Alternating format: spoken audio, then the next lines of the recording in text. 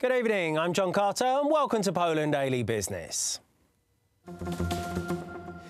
This year's drought in Poland has affected the entire country, encompassing 83% of the country's municipalities and 63% of arable land, according to data collected by agricultural researcher IUNIG. Almost 130 farms experienced drought, and the Ministry of Agriculture estimates that losses reached 870 million Polish zloty. The government has stated that they will help farmers and expect to spend 799.5 million on aid.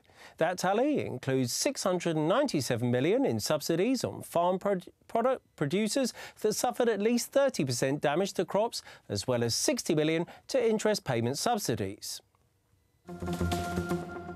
Polish oil giant Orlen will increase the number of Polish products on their petrol station shelves. Currently, around 50% of their products are made in Poland. According to CEO Daniel Obajtek, this figure will rise to 60%. Orlen declared that its stations will offer more juices made from Polish fruits at the expense of other soft drinks on the market. Orlen currently owns 1,700 retail points in Poland and 1,000 abroad. The Orlen campaign, Pij Soki, or in English, drink juice, will go some way to improving the prospects of Polish producers and farmers.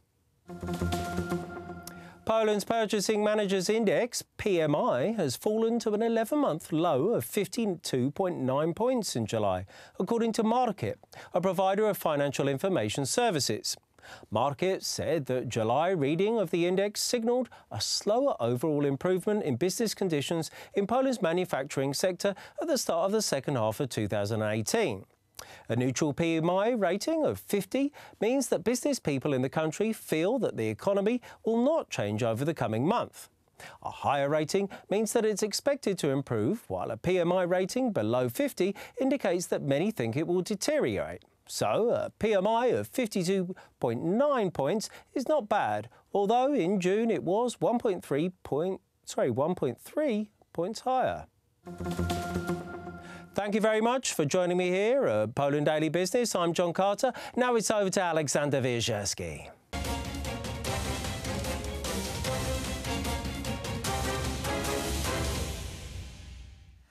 Poland Daily Business Edition. Our guest tonight is Professor Marek Chodakiewicz of Washington, D.C.'s Institute of World Politics. Sir, welcome to the show. Good night.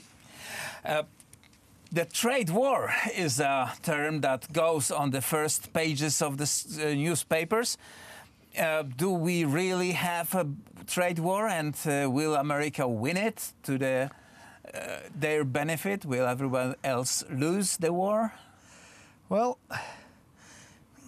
trade war has broken out, some people say, between the United States and China.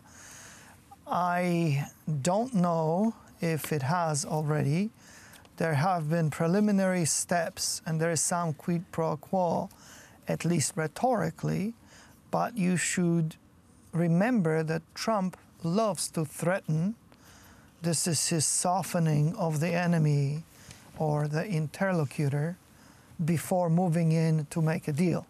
So I don't know what's going on. I think there is a bigger picture. Trump promised, number one, to bring fairness back into the equation. And we certainly need that as far as China is concerned. Trump promised to bring manufacturing jobs back to the United States. He promised to lower corporate tax rate to encourage investment. He promised to make America great again at many levels, which means bringing prosperity to the United States. At the moment, we have the lowest ever in 40 years unemployment rate. Manufacturers and other businesses are looking for qualified workers, and there are none to be had.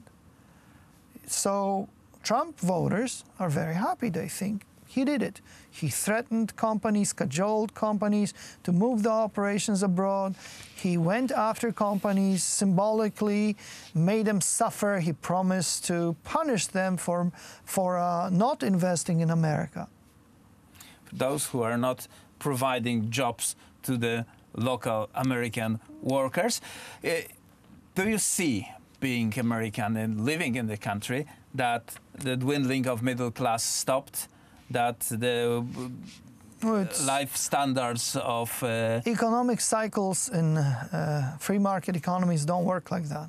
Trump promises to bring some measure of mercantilism back. And if we protect our markets, that things will be better.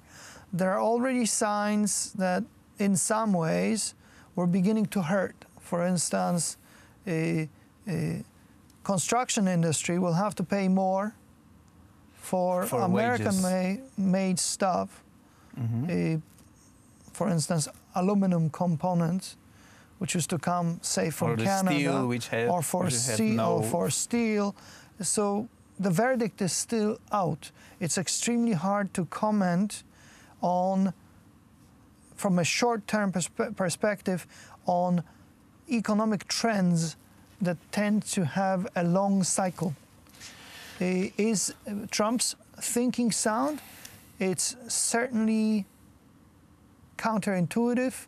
It's certainly scary to those who are weaned on the gospel of free market and free trade. We've been living in this fairy tale of globalization, and we've been told once and another that this is great, that we are doing nothing and Chinese are producing pretty much everything that is in our shops, stores. Yes, that's total stupidity, and it is a different story. It is a fairy tale. There should be quid pro quo. The Chinese should be brought to justice. They should be required to owe up. They should not be given a special treatment and no assistance by the United States, which basically built up China. First, the Soviets sponsored the rise of China. The Soviets got burnt, and then America took over during the Cold War on the assumption that we needed a Chinese ally, and that if we were nice to the Chinese, if we helped develop China's economy, technology, and science, the Chinese would become like us. It's total nonsense. It's total nonsense, and Washington needs to wake up and take on the Chinese. And this is definitely the stuff that we are going to look in next few years from now. Indeed. And we will see. That's a great challenge. New things, new policy, new lives, and everything you can learn from Professor Marek Chodakiewicz of Institute of World Politics of Washington, D.C. Sir, thank you for visiting our show. And that's it. Good night again. For tonight, Poland Daily Business Show.